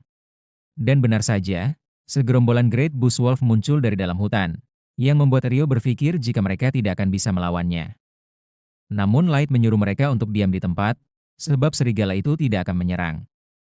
Karena yang membuat mereka berlari ketakutan adalah sesosok monster mengerikan yang bergerak dengan cepat dari dalam hutan ini. Dan sosok monster itu adalah Foreshadow Mantis, yang merupakan monster level 500 yang ditakuti oleh para petualang. Rio langsung panik dan menjelaskan bahwa monster tersebut merupakan makhluk yang sangat langka. Biasanya, ia hanya muncul sekali setiap 30 tahun. Bahkan, menurut catatan, monster itu seharusnya telah dibasmi 10 tahun yang lalu. Karena itu, ia bingung mengapa monster tersebut dapat muncul kembali. Rio menambahkan bahwa level monster itu mencapai 500, sehingga ia menyarankan agar mereka segera melarikan diri bersama-sama. Namun Light justru bertanya, jika semua orang kabur, bukankah itu berarti hanya parti mereka yang berkesempatan mengalahkannya? Rio tetap memaksa mereka untuk pergi, tetapi Light bersikeras bahwa mereka mampu menghadapi makhluk tersebut. Gold maju dan mulai menyerang, tetapi seluruh tebasannya berhasil ditahan oleh Mantis tanpa menimbulkan luka sedikit pun. Light kemudian mencoba meluncurkan panah api, namun serangan itu juga tidak memberikan hasil. Rio semakin panik dan menjelaskan bahwa sabit monster itu memiliki ketahanan sihir yang tinggi, sekaligus sangat tajam. Ia lalu meminta Mia untuk membantu menggunakan sihirnya. Namun, Mia justru terkejut sendiri. Menurutnya, apa yang baru saja dilakukan Light tidak masuk akal. Menggunakan sihir serangan tanpa merapalkan mantra dianggap mustahil, khususnya bagi manusia yang dikenal sebagai ras paling lemah dalam hal sihir. Mendengar pernyataan itu, anggota kelompok yang lain hanya terdiam bingung, karena mereka tidak memahami detail mengenai sihir. Sambil tersenyum, Gold meminta mereka memperhatikan dengan saksama bagaimana seorang kesatria bertarung, bertahan dengan perisai dan menyerang dengan pedang. Ketika Mantis itu menyerang, Gold menangkis menggunakan perisainya dan berhasil mematahkan salah satu sabit monster tersebut. Sejak saat itu, pertempuran berubah seperti sesi pelatihan. Gold memberi penjelasan tentang teknik menghadapi monster semacam itu, sembari mematahkan sabit monster satu persatu. Setelah itu, Light mengambil giliran, ia memanggil puluhan panah api sekaligus dan mengarahkannya ke tubuh Mantis. Mia sangat terkejut melihat Light mampu mengendalikan 30 fire arrow dalam satu waktu. Serangan itu berkumpul dan membakar salah satu sabit monster. Mantis mencoba melarikan diri, tetapi Light menciptakan dinding api untuk menghalanginya. Terpojok, monster itu mengeluarkan sayap dan berusaha terbang. Namun, Nemumu sudah terbang lebih dulu dan menggunakan belatinya untuk menebas tubuh monster hingga hancur menjadi potongan-potongan kecil. Nemumu mendarat dengan anggun, namun Gold segera menegurnya karena ia telah memotong bagian-bagian berharga dari monster tersebut sehingga tidak bisa dijual. Menyadari kesalahannya, Nemumu langsung merasa bersalah dan meminta maaf kepada Light. Light menerimanya tanpa masalah. Sementara itu Rio, Mia, dan rekan-rekannya hanya dapat melihat mereka bertiga dengan penuh kekaguman.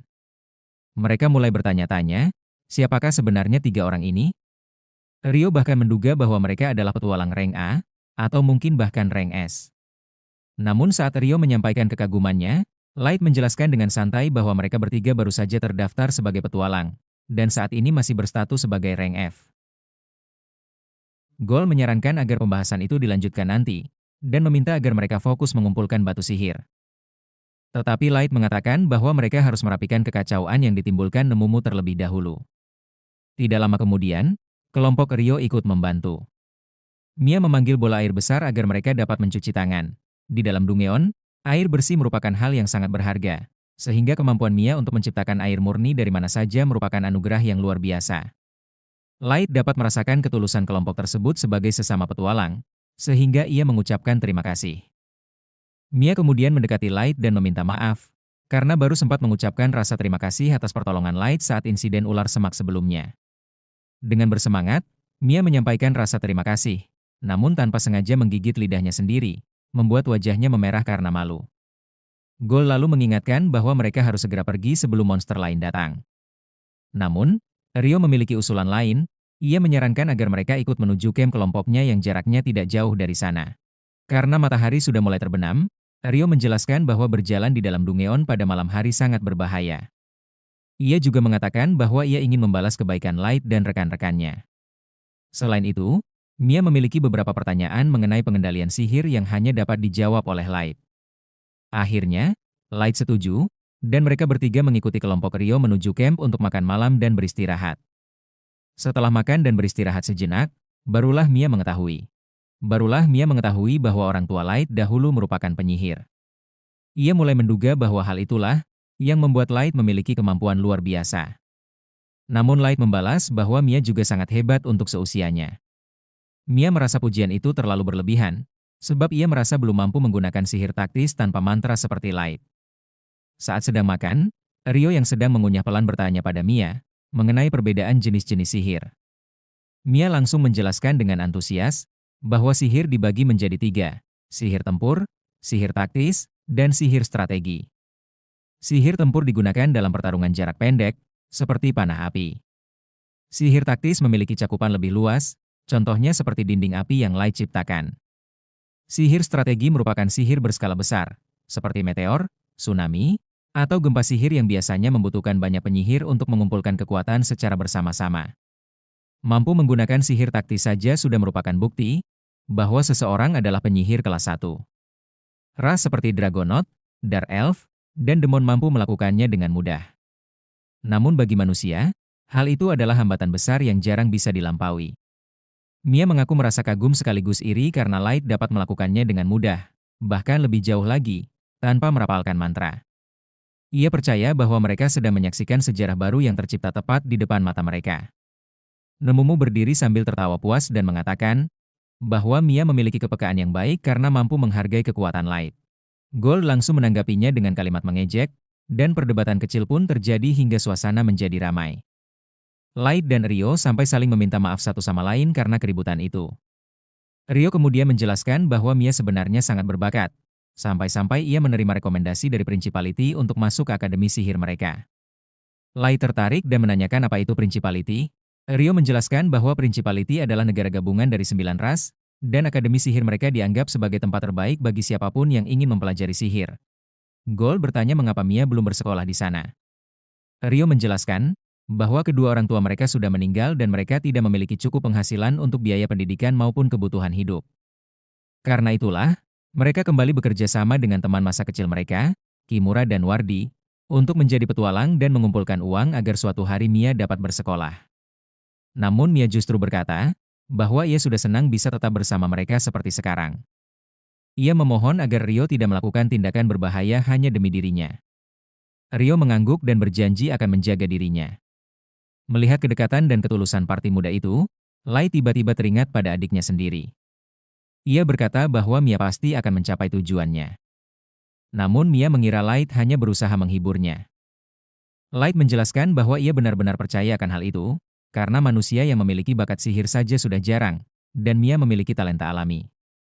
Light menambahkan bahwa dirinya hanya dapat menggunakan sihir karena keberuntungan kartu gacha bukan bakat murni seperti Mia. Mia tersenyum dan mengucapkan terima kasih atas kata-katanya. Rio kemudian bertanya alasan Light menjadi petualang. Light menjawab dengan kisah yang ia karang. Ia mengatakan bahwa orang tuanya meninggal dalam kebakaran dan ia mengalami luka bakar parah. Karena itu, ia menjadi petualang untuk mencari ramuan yang dapat menyembuhkan lukanya. Nemumu ikut menambahkan cerita bahwa luka bakar Light sangat serius. Di tengah suasana yang semula haru, Kimura tiba-tiba bertanya apakah Gold dan Nemumu sebenarnya berpacaran. Nemumu langsung tersinggung dan membantah keras, mengatakan bahwa ia tidak mungkin menyukai pria dengan selera buruk seperti Gold. Gold membalas dengan santai bahwa ia juga tidak tertarik pada gadis yang berpostur dada rata seperti Nemumu. Suasana yang tegang berubah menjadi riuh penuh kehebohan. Gold menyatakan bahwa ia lebih menyukai wanita dewasa yang sepadan dengan tubuh kekarnya. Kimura kemudian bertanya, apakah ia memiliki kesempatan untuk mendekati Nemumu, namun langsung ditolak mentah-mentah. Nemumu dengan tegas mengatakan bahwa satu-satunya orang yang ia sukai adalah Light. Mia hanya bisa terdiam, memikirkan kisah-kisah cinta beda usia seperti dalam drama yang pernah ia dengar. Percakapan di antara mereka mengalir santai, diselingi tawa, hingga akhirnya mereka memutuskan untuk tidur dan beristirahat untuk hari berikutnya. Sementara itu, di lantai 3 Dungeon, Kaito dan Yanaku masih sibuk mengumpulkan material dari para troll. Kaito mulai tampak kesal dan bertanya berapa lama lagi mereka harus berada di sana. Yanaku menjawab bahwa penelitiannya mengenai cara menembus batasan ras sudah hampir mencapai kesimpulan. Target eksperimen selanjutnya adalah manusia. Sudah 2 minggu sejak Light dan timnya masuk ke Dungeon. Kini saatnya mereka kembali ke permukaan. Jalan menuju gerbang Dungeon penuh sesak, sehingga perjalanan naik memakan waktu. Banyak orang mulai mengenali Light dan kelompoknya. Julukan The Dark Lone Mask, atau yang diterjemahkan sebagai kelompok topeng hitam telah menyebar. Konon mereka berhasil mengalahkan Forsyth Mantis hanya dengan bertiga saja. Nemumu terperanjat mendengar hal tersebut, sementara Light justru tampak senang karena mereka mulai menjadi pusat perhatian. Rio dan kelompoknya muncul untuk menyapa setelah sekian lama tidak bertemu. Mereka membawa hadiah berupa ramuan obat untuk menyembuhkan luka bakar Light yang mereka yakini sangat parah. Light terdiam sejenak sebelum mengucapkan terima kasih. Sebagai balasan, Light memberikan Mia sebuah gelang khusus yang bisa mewujudkan keajaiban kecil jika dipakai sambil menyampaikan harapan dengan tulus. Mia menerimanya dengan senyum cerah dan mengucapkan terima kasih. Setelah kembali masuk ke Dungeon, mereka langsung menuju lantai berikutnya. Di tengah perjalanan, Nemumu bertanya mengenai gelang itu. Mengapa Light memberikan barang seistimewa itu hanya sebagai balasan ramuan sederhana?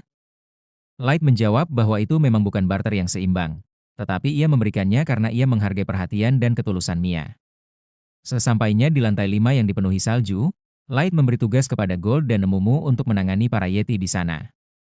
Sementara itu, ia sendiri akan kembali ke Abyss. Light mengeluarkan sebuah kartu dan melakukan teleportasi. Lantai 5 cukup luas, sehingga teleport di sana aman dilakukan. Setibanya di Abyss, Light disambut hangat oleh para penghuni yang merindukannya.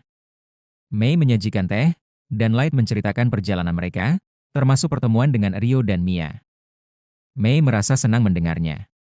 Eri kemudian datang melapor bahwa rencana balas dendam terhadap Sasha hampir siap, tinggal menunggu 10 hari sampai waktunya tiba. Light memuji kinerjanya dan meminta agar persiapan dilanjutkan. Mei melanjutkan tugas mengurus Abyss, sementara Aoyuki menjaga hutan. Nazuna masuk dengan penuh semangat meminta tugas baru, tetapi Light masih ragu karena sifatnya yang impulsif. Akhirnya, ia hanya diberi tugas menjaga Abyss dari ancaman musuh kuat. Nazuna menerimanya dengan semangat berlebihan dan menyuruh Eri segera menyelesaikan semua persiapan. Eri hanya menghela napas, lalu pergi bersama Nazuna. Light kembali duduk menikmati tehnya. Di matanya tampak semangat dan kepuasan, saat ia membayangkan ekspresi Sasha kelak saat tenggelam dalam keputusasaan. Di lantai 3 Dungeon Dagas, dua petualang bernama Gilbert dan Subalan duduk dekat api unggun sambil berbincang. Subalan bertanya mengenai kelompok topeng hitam, tetapi Gilbert tidak tahu. Subalan menjelaskan bahwa kelompok itu diyakini telah mencapai lantai 5 dalam beberapa hari dan mengalahkan Forsyth Mantis hanya bertiga, bahkan menggunakan sihir taktis tanpa mantra. Gilbert meragukan cerita tersebut, tetapi Subalan yakin karena menurutnya, banyak saksi yang menguatkannya. Mungkin ini pertanda bahwa manusia mulai dihormati, ujar Subalan sembari berdiri untuk pergi ke belakang. Namun ketika kembali, ia justru melihat pemandangan mengerikan. Kaito berdiri di atas kepala Gilbert yang telah terpenggal. Subalan terkejut, tetapi ia cepat mengambil keputusan untuk melarikan diri dan melapor ke guild. Ia melempar bom asap dan berlari ke arah rawa, merasa dirinya sudah aman. Namun sesuatu menyerangnya dari belakang hingga ia tersungkur. Subalan berusaha bangkit, tetapi langsung kehilangan kesadaran setelah dipukul oleh Yanaku. Dark Elf itu tampak kesal melihat kekacauan yang dibuat Kaito. Kaito mencibir sinis, mengatakan bahwa manusia menjengkelkan dan memang pantas mati. Yanaku hanya tersenyum tipis dan berkata bahwa ia akan mengajari manusia melalui eksperimen barunya. Ia kini semakin bersemangat mengumpulkan bahan percobaan baru dari dalam Dungeon. Sementara itu di guild, Nemu tengah berdebat dengan resepsionis memintanya untuk menaikkan peringkat Light menjadi rang S, mengingat pencapaian besar yang baru-baru ini ia buat sehingga dia pantas mendapatkan hal tersebut. Namun resepsionis itu mengatakan kepadanya, bahwa mereka baru saja menaikkan peringkatnya langsung ke D dari F, jadi ia tidak bisa membuat pengecualian lagi, karena mereka menjalankannya sesuai dengan prosedur yang ada. Meskipun setelah diberi penjelasan, Nemu masih ngotot jika tuannya pantas mendapatkan rang S. Sementara Gold hanya bisa geleng-geleng kepala melihat tingkah Nemu. Resepsionis itu kemudian mengatakan bahwa guild bisa menaikkan peringkat Light lebih tinggi lagi jika ia melakukan sekali lagi pencapaian besar. Setelah itu, Light kemudian menunjukkan kepada para pelayannya sebuah poster buronan seorang pembunuh petualang misterius yang telah meneror manusia. Gold berpikir bahwa penjahat bernilai tinggi seperti itu dapat dengan mudah membuat mereka dipromosikan dan naik peringkat lebih tinggi. Tetapi Light bertanya-tanya, bagaimana cara mencari pembunuh misterius ini sementara tidak ada foto dan identitas yang tertera. Gold kemudian menyarankan Light mencoba menarik gacanya untuk mendapatkan kartu pelacak ajaib. Namun Light ragu bisa mendapat kartu yang diinginkan, karena yang keluar seringkali kartu acak.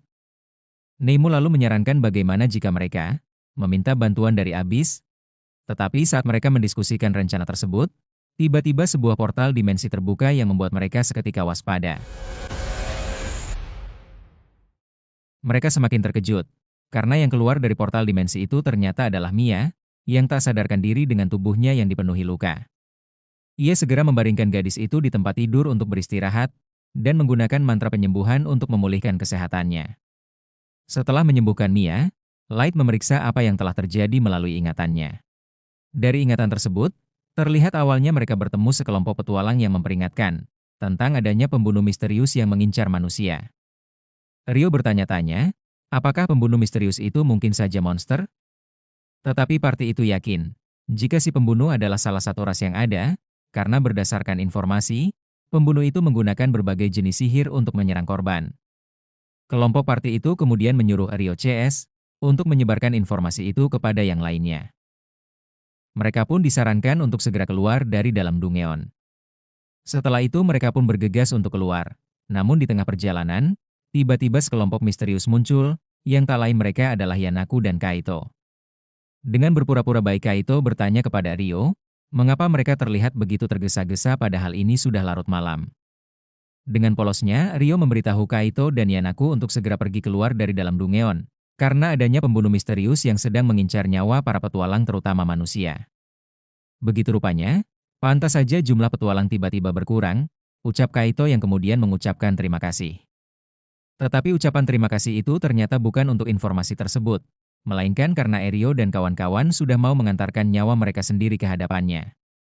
Seketika itu Rio pun langsung menyadari bahwa mereka adalah sosok pembunuh misterius yang sedang dibicarakan. Situasi ini jelas membuat petualang muda ini ketakutan. Di usia mereka saat ini, mereka harus menghadapi kenyataan jika mereka dihadapkan pada situasi antara hidup dan mati. Spontan Rio Gimra dan Wardi langsung melindungi Mia dan menyuruhnya untuk segera melarikan diri, sementara mereka akan berusaha mengulur waktu untuk menahan para pembunuh tersebut. Mendengar ucapan Rio yang akan berusaha menahannya untuk memberi kesempatan Mia kabur, Kaito merasa jika ucapan tersebut adalah sebuah bentuk penghinaan. Alhasil seketika dia pun murka, dan langsung menebaskan pedangnya pada tubuh Rio, Gimra, dan juga Wardi, yang datang menyerangnya. Ketiga anak itu pun langsung terkapar dengan berlumuran darah, tetapi masih berusaha untuk berdiri dan menyuruh Mia cepat pergi dari sana. Kata-kata itu ternyata adalah ucapan terakhir Gimra dan juga Wardi kepada Mia, karena setelah itu mereka berdua tewas di tangan Kaito. Seketika Mia pun syok, tetapi tidak ada waktu baginya untuk selamat, karena Kaito kemudian menghampirinya. Namun, Yanaku yang tahu jika Kaito adalah seorang elf yang suka bersenang-senang dengan cara menindas, kemudian memperingatkannya untuk tidak membunuh Mia. Di sisi lain, Rio yang ternyata masih hidup kemudian bangkit, dan segera menyuruh Mia untuk segera pergi dari sana. Melihat Rio yang masih hidup, Yanaku gembira, karena ia melihat daya tahan tubuh Rio sangat kuat, sehingga cocok untuk dijadikan objek penelitiannya. Oleh karena itu, ia meminta Kaito untuk tidak menghabisinya. Dengan bergelimang air mata, Mia kemudian melangkahkan kakinya untuk lari secepat mungkin. Sementara Rio dengan sisa-sisa tenaga yang ada berusaha melawan Kaito. Usahanya ini mungkin memang sia-sia, tetapi hal ini ia lakukan demi mengulur waktu, agar Mia berhasil menjauh dan berlindung di tempat yang aman. Rio mulai mengingat nasihat yang pernah ia dengar dari Gold, menggabungkan serangan dan pertahanan dengan pedang serta perisai secara bersamaan. Mengikuti strategi itu, rasa percaya dirinya meningkat. Rio menyerang kembali dengan kecepatan yang mengejutkan, hingga Kaito nyaris tidak mengantisipasinya. Tiba-tiba, Rio mengeluarkan sebuah perisai entah dari mana dan berhasil menjatuhkan Kaito ke tanah. Saat Kaito tersungkur, Rio tertawa kecil dengan rasa puas, harga diri Kaito tersulut, ia marah besar. Dengan emosi meledak-ledak, Kaito menusuk Rio dengan serangan penuh tenaga. Rio terhuyung, merasakan sakit yang luar biasa.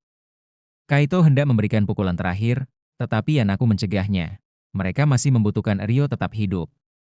Sementara itu, Mia terus berlari menuju pintu keluar Dungeon. Tepat ketika ia hampir mencapai jalan bebas, pedang Kaito tiba-tiba menghalangi langkahnya. Kaito muncul di belakangnya, menyatakan bahwa Mia harus dihukum karena berusaha melarikan diri. Ia dengan bangga menjelaskan bahwa ia mampu mengejar Mia berkat harta pusaka terbesar kerajaan elf yakni pedang Grandius. Mia ketakutan, namun ia menolak menyerah. Dengan seluruh konsentrasi yang tersisa, ia meluncurkan mantra es ke arah Kaito. Serangan itu dengan mudah dihancurkan oleh Kaito. Mia kembali berusaha kabur, tetapi Kaito menjatuhkannya ke tanah. Dengan nada sombong, Kaito mengatakan bahwa Mia seharusnya menerima takdirnya sebagai pelayan dari pahlawan legendaris. Namun Mia menatapnya dengan penuh tekad dan berkata, bahwa Kaito hanyalah pengecut yang hanya berani menindas yang lemah. Kata-kata itu menusuk tepat ke hati Kaito. Ia teringat pada semua ejekan para elf lain yang selalu merendahkannya. Mereka membencinya karena sifat angkuhnya, dan menyebutnya tidak lebih dari pengganggu yang memanfaatkan statusnya. Mia terus menghujani Kaito dengan kata-kata itu, menyebutnya sampah yang tak punya keberanian sejati. Ego Kaito seketika hancur. Dipenuhi amarah, ia melancarkan serangan besar untuk menghabisi Mia. Di tengah bahaya itu, Mia hanya bisa berharap Light ada di sisinya. Tepat saat itu, gelang di pergelangan tangannya menyala, dan tubuhnya terteleportasi keluar dari dalam Dungeon. Sementara itu di tempat lain, Light menggenggam gelang Mia dengan erat setelah melihat ingatan tersebut. Gold dan Neimu bertanya bagaimana selanjutnya, namun Light hanya memerintahkan mereka untuk pergi bersamanya, dengan ekspresi yang penuh amarah. Di dalam Dungeon, Yanaku selesai menyembuhkan luka Erio. Ketika Kaito kembali, Yanaku bertanya apakah ia berhasil menangkap Mia. Kaito menjawab bahwa Mia menghilang begitu saja, seolah-olah ia berteleportasi. Yanaku terkejut dan menolak percaya. Bagaimana mungkin seorang manusia memiliki artefak teleportasi seberharga itu? Namun ia segera menyadari satu hal. Jika kabar ini sampai menyebar ke serikat manusia dan pada akhirnya sampai ke telinga para elf, mereka akan berada dalam masalah besar. Kaito diliputi ketakutan mendalam, ketika menyadari kembali bahwa senjata yang ia genggam adalah Grandius, pusaka terbesar kerajaan elf yang ia curi. Bayangan tentang pasukan kesatria putih elf, pasukan elit dengan kekuatan yang tak terbayangkan, memenuhi pikirannya. Pemimpin pasukan itu, yang dikatakan memiliki level ribuan dan kekuatan yang melampaui miliknya, muncul seperti mimpi buruk yang perlahan menjadi nyata. Rasa takut membuat tubuhnya gemetar, hingga ia menghentakkan kaki ke tanah.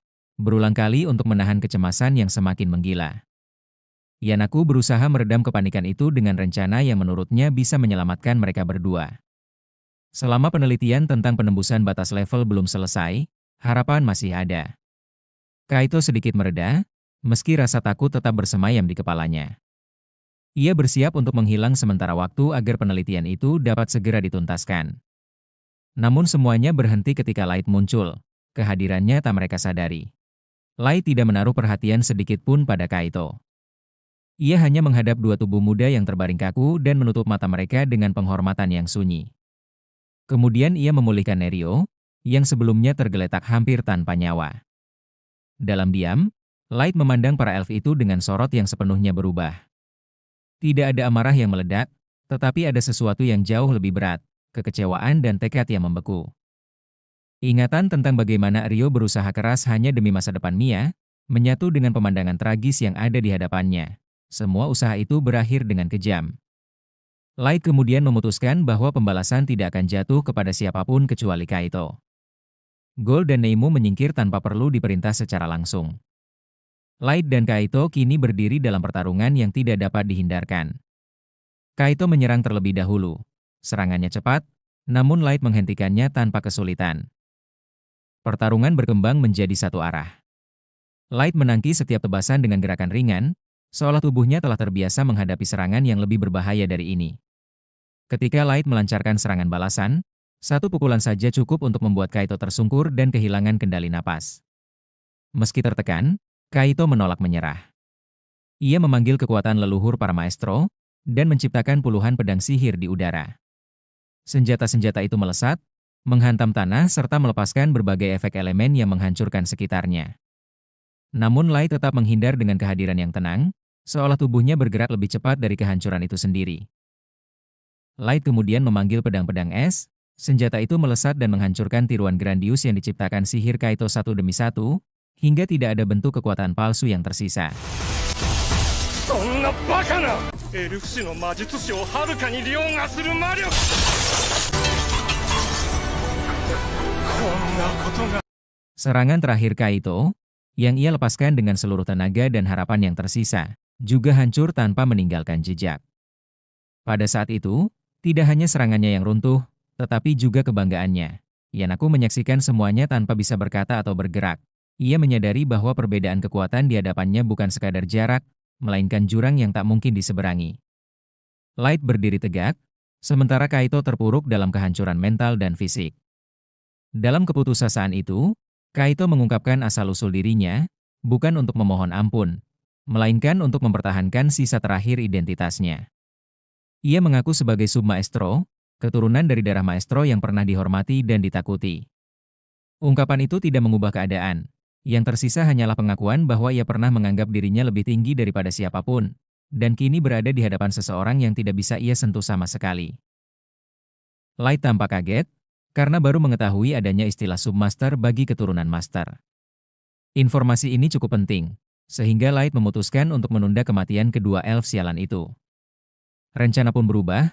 Light kemudian memberitahu Gold dan Enemumu dengan berkata, bahwa mereka berdua ke Abyssial, gali semua informasi yang ada di kepala mereka, dan jangan berikan mereka ampun. Perintah itu membuat kedua pelayan elit itu sedikit bersemangat. Tetapi Yanaku dengan pedenya sesumbar. Meski aku bukanlah seorang petarung, jika kalian ingin main kasar, apa boleh buat. Yanaku pun menjentikan jarinya, memanggil dua monster dengan bentuk yang mengerikan sekaligus menyayat hati. Bagaimana tidak, kedua makhluk itu merupakan hasil penggabungan antara manusia dengan monster, yang disebut Chimera.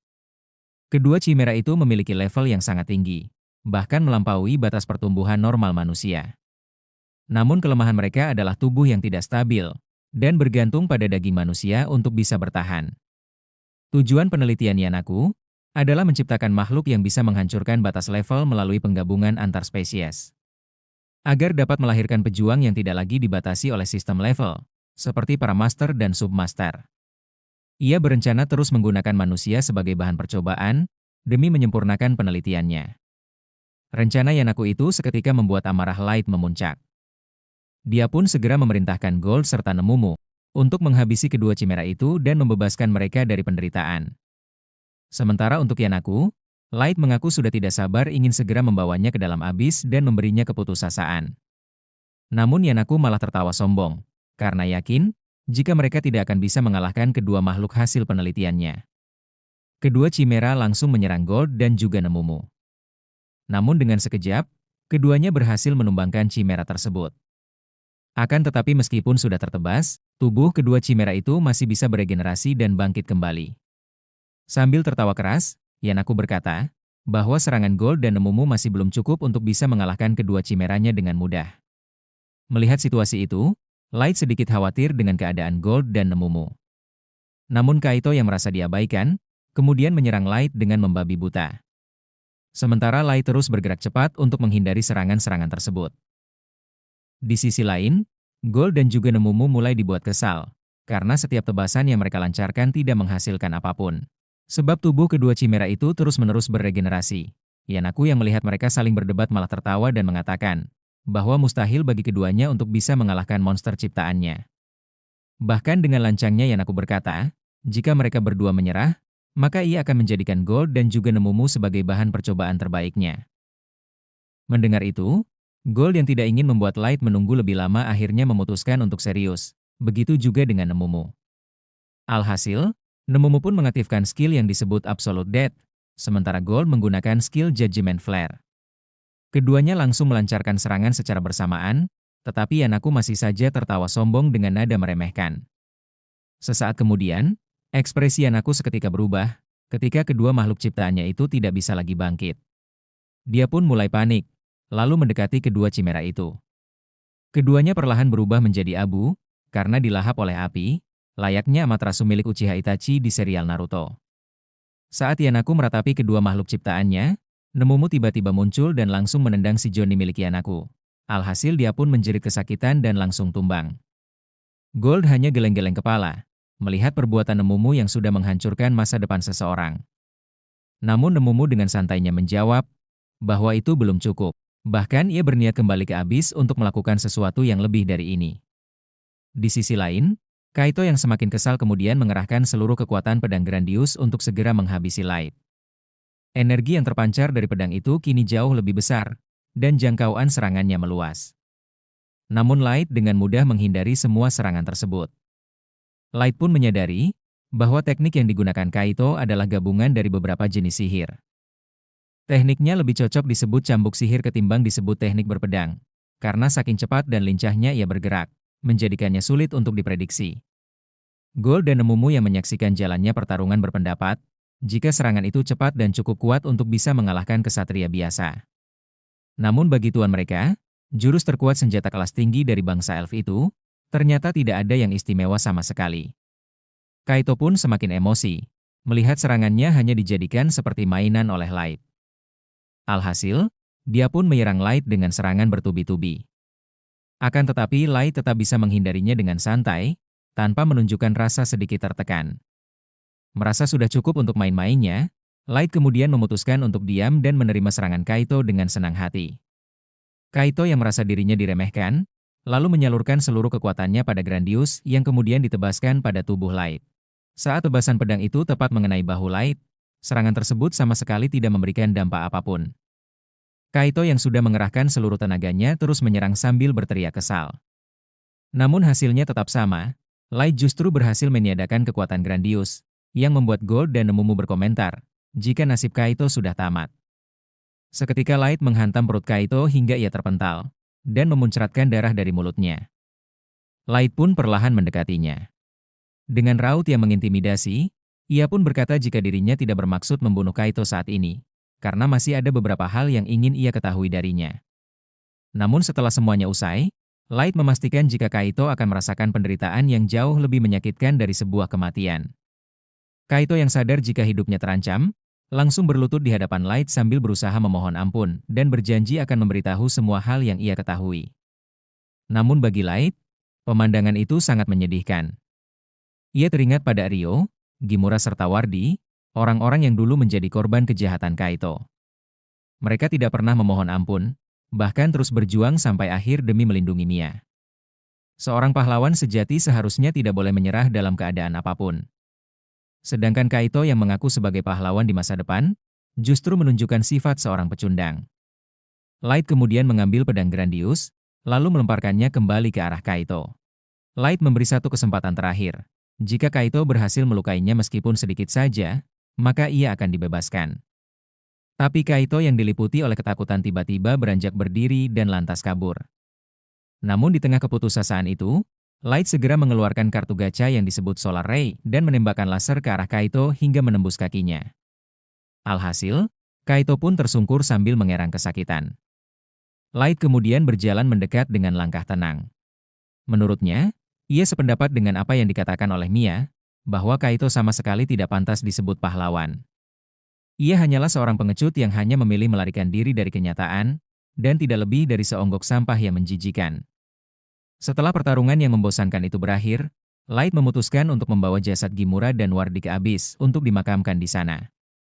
Sebab ia khawatir, jika mereka dikuburkan di dungeon ini, jasad mereka hanya akan jadi santapan para monster. Sesaat sebelum pergi, Light sedikit menyesal mengapa ia tidak menyadari sedari awal bahwa Yanaku dan Kaito adalah sang pembunuh misterius itu. Namun apa boleh buat karena semua ini sudah terjadi. Sesaat kemudian, Light pun mengeluarkan kartu teleportasi dan langsung mengirim mereka semua ke dalam Abyss.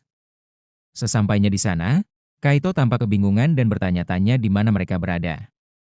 Light menjelaskan bahwa tempat itu adalah markasnya, yang berada di dalam dungeon terbesar dan paling berbahaya di dunia. Mendengar hal itu, Yanaku pun tampak tidak percaya karena jarak dari Dagas ke Abyss seharusnya sangat jauh. Nemumu yang kesal karena Yanaku seolah meremehkan kekuatan tuannya, memberinya sedikit pelajaran agar tidak berani-berani lagi meremehkan Light. Tidak lama kemudian, seluruh anggota Elite Four Nine menyambut kepulangan Light. Light memberitahu mereka bahwa ia telah membawa 2 orang kriminal yang memiliki informasi penting. Mendengar itu, keempat anggota Elite itu pun langsung menunjukkan aura membunuh yang sangat kuat. Bahkan mereka berjanji akan membuat Yanaku dan juga Kaito merasakan penderitaan dan penyesalan karena telah dilahirkan ke dunia ini. Hanya dengan aura membunuh yang dipancarkan oleh keempat Elite Four Nine itu, sudah cukup untuk membuat Kaito dan Yanaku ketar-ketir. Mereka merasakan bagaimana jomplangnya jurang kekuatan antara mereka dengan para pelayan elit tersebut.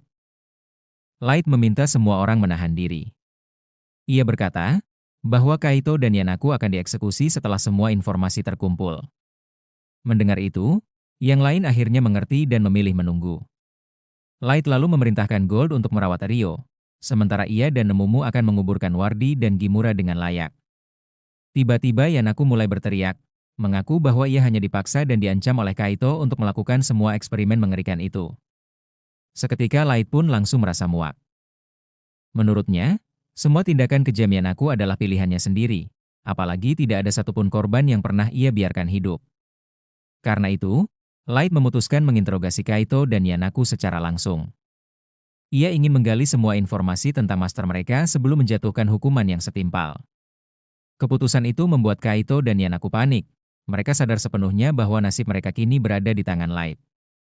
Beberapa waktu kemudian, Mia perlahan membuka mata dan melihat Light duduk di sebelahnya. Dengan suara lembut, Light menjelaskan bahwa mereka sekarang berada di penginapan tempat kelompoknya tinggal. Setelah Mia tampak tenang, Light menceritakan apa yang terjadi saat ia pingsan. Tentu saja ia tidak mengatakan yang sebenarnya. Demi melindungi Mia, Light berbohong bahwa partinya memasuki Dungeon untuk memburu para pembunuh, lalu secara tak sengaja menemukan Mia dan Ryo tergeletak tak berdaya. Sementara itu, dari Gimura dan Wardi, Light hanya menemukan beberapa helai rambut, dan ia meminta maaf karena datang terlambat untuk menyelamatkan mereka. Mia menerima rambut itu dengan tangan bergetar, lalu berterima kasih dengan tulus. Meski hanya sisa kecil dari orang yang ia sayangi, Mia merasa sedikit tenang. Namun, tak lama kemudian air matanya mulai jatuh. Lalu ia menangis terseduh-seduh, meratapi kasih sayang sahabatnya yang tak akan kembali. Light pun memilih meninggalkan ruangan, agar Mia bisa menumpahkan kesedihannya.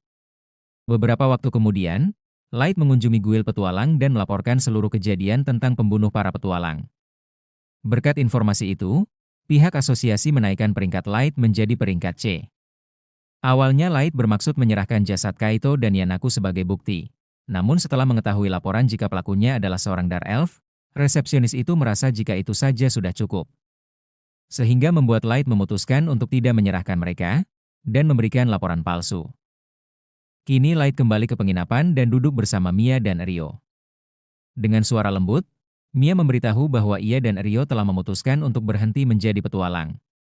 Ryo menambahkan bahwa besok pagi mereka akan pergi meninggalkan Dagas untuk pulang ke kampung halaman. Mia mengaku, meskipun waktu mereka bersama kelompok Light tidak lama, tapi semua pengalaman itu sangat berharga. Mereka berdua hidup bisa sampai sekarang, itu adalah berkat bantuan Light dan teman-temannya. Oleh karena itu, Mia dan Ryo menunduk dengan penuh rasa hormat, mengucapkan terima kasih yang tulus atas semua kebaikan dan pengorbanan yang telah diberikan Light kepada mereka. Lalu dengan nada tenang, Light bertanya pada Mia, apakah mereka benar-benar tidak ingin menjadi petualang lagi, mungkin bersama kelompok lain? Mia tersenyum tipis lalu menunduk. Ia mengaku, setelah semua kejadian buruk yang menimpanya, rasa takut untuk kembali masuk ke Dungeon masih belum bisa ia hilangkan. Ryo yang duduk di sebelahnya pun menambahkan, bahwa ia tidak dapat melanjutkan perjalanan sebagai petualang tanpa Wardi dan Gimura. Mereka berdua sudah seperti keluarga, jadi melangkah tanpa mereka hanya akan terasa hampa. Karena itu, Mia dan Ryo pun setuju untuk berhenti menjadi petualang, dan berjanji akan memberikan pemakaman yang layak bagi kedua sahabat mereka setelah pulang ke kampung halaman. Mia lalu mengalihkan pandangan ke arah Light dan berkata pelan. Meski sulit masuk ke sekolah sihir karena keterbatasan biaya, ia tetap ingin belajar sihir secara mandiri. Ia ingin menjadi lebih kuat saat mereka bertemu lagi dengan Light suatu hari nanti. Light mengangguk sambil tersenyum lalu menjawab, bahwa ia akan menunggu saat itu tiba. Lalu Ryo dan Mia pun pergi. Dari balik jendela, Light memperhatikan keduanya berjalan menjauh dengan langkah pasti. Gold dan Nemumu berharap, agar mereka bisa hidup dengan tenang, terus berjuang mencapai impian mereka. Light pun berniat untuk membawa mereka mengunjungi makam Gimura dan Wardi di Abyss, setelah semua urusannya selesai. Setelah itu, Light memberitahu Gold dan Nemumu jika dia akan pergi ke Abyss. Sementara Light pergi, mereka akan berjaga di sana. Ia menggunakan kartu teleportasi dan langsung pergi. Setibanya di Abyss, Light disambut oleh Mei dan Ellie yang sudah menunggunya dengan laporan baru di tangan mereka. Light meminta laporan hasil interogasi terhadap Kaito dan Yanaku, lalu membaca dengan seksama. Dari situ ia mengetahui bahwa siapapun yang memiliki keturunan langsung dengan Sang Master akan mewarisi energi sihir yang luar biasa besar serta kekuatan yang mengerikan. Merekalah disebut sebagai Submaster. Selain itu, Light juga baru mengerti alasan mengapa keberadaan Master begitu diwaspadai di seluruh dunia. Karena jika sampai lepas kendali, kekuatannya bisa menyebabkan kehancuran besar, bahkan mungkin menghancurkan dunia itu sendiri. Namun, Light masih belum percaya sepenuhnya. Menurutnya, mungkin masuk akal jika kekuatan Master bisa menghancurkan sebuah negara. Tapi menghancurkan dunia terasa terlalu berlebihan. Mei lalu menjelaskan dengan tenang bahwa berdasarkan informasi yang mereka temukan, kekuatan seorang Master benar-benar luar biasa besar. Karena itulah, setiap negara menugaskan utusan khusus untuk menjaga keseimbangan kekuatan militer dunia agar kekacauan tidak terjadi. Light menyadari bahwa semua informasi yang ia miliki masih belum cukup untuk dipercaya. Tujuan sebenarnya dari Sang Master tetap menjadi misteri besar yang belum bisa ia pahami. Karena itu ia berpaling pada Mei dan Ellie, meminta pendapat mereka tentang semua ini. Kedua pelayannya pun berpikiran sama seperti Light, sebab informasi mereka masih terlalu sedikit untuk bisa disimpulkan. Ellie lalu menambahkan bahwa kalimat jika seorang Master bisa menghancurkan dunia berasal dari ucapan Kapten Kesatria Putih dari Kerajaan Elf. Ia mencoba memahami maknanya, namun sejauh ini belum menemukan petunjuk yang bisa menjelaskan maksud sebenarnya dari kata-kata itu. Light kemudian bertanya tentang kondisi Kaito dan Yanaku. Ellie mengangguk pelan, lalu membuka portal menggunakan sihirnya. Dari sana, terlihat pemandangan yang mengerikan, di mana Kaito dan Yanaku disiksa tanpa ampun. Tubuh mereka penuh luka hasil interogasi yang panjang dan menyakitkan. Namun bagi Light, semua itu masih belum cukup. Mengingat kejahatan yang telah mereka lakukan, mulai dari menyerang kelompok Mia, hingga melakukan eksperimen kejam pada orang-orang tak bersalah. Light merasa mereka pantas menerima penderitaan yang jauh lebih berat. Dengan ekspresi datar, ia kemudian mengeluarkan sebuah kartu tingkat tinggi yang disebut Death Eater. Dalam sekejap, muncullah monster mengerikan yang langsung memangsa Kaito dan juga Yanaku. Jeritan mereka menggema di ruangan itu, hingga tubuh dan jiwa mereka hancur tak tersisa. Light tidak mengatakan bahwa hukuman itu sudah ditetapkan, tapi setidaknya dia merasa sedikit lega. Paling tidak, para korban kini bisa mendapatkan ketenangan. Setelah urusan itu selesai, Light bertanya mengenai persiapan balas dendamnya. Ellie menjawab jika semua persiapan telah selesai, dan mereka siap untuk bergerak atas perintah Light. Target mereka adalah Sasha, namun sebelum menjadikannya sebagai target utama, mereka harus mengamankan seluruh anggota Kesatria Putih, yang merupakan Submaster terlebih dahulu untuk mengorek informasi tentang sosok Master. Dan sebagai permulaan, mereka akan menculik sang wakil komandan yang merupakan tunangan Sasha sebagai umpannya. Mendengar rencana yang telah tersusun itu, Light merasa sudah tidak sabar ingin segera melihat bagaimana raut keputusasaan Sasha, apakah sama seperti Garo yang terlebih dulu merasakannya.